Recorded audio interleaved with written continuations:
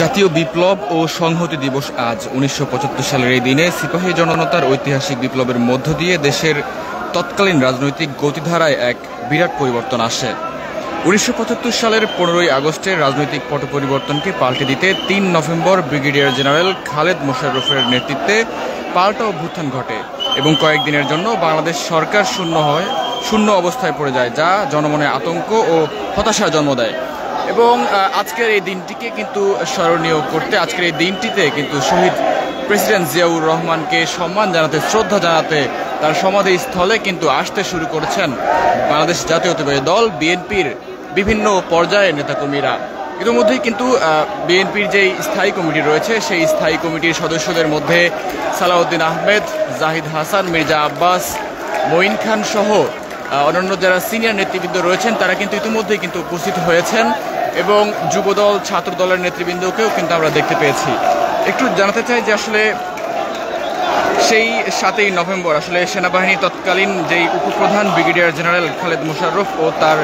অনুসারীরা সেনা সদস্যদের নিয়ে এক অভ্যুত্থানের মাধ্যমে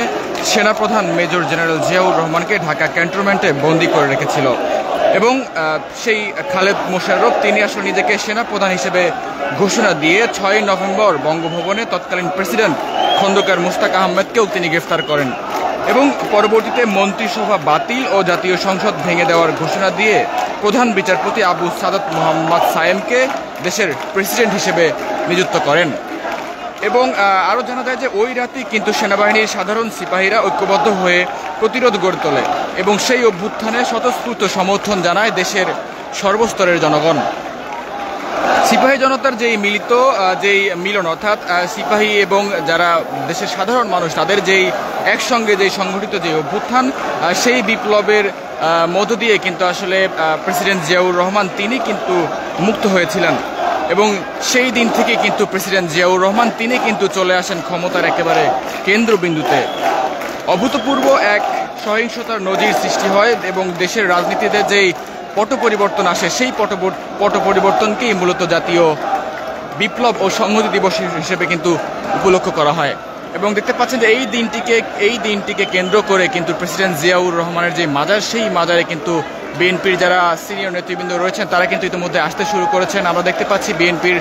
মহাসচিব মির্জা ফখরুল ইসলাম আলমগীর তিনি কিন্তু ইতিমধ্যে এসে উপস্থিত হয়েছেন এবং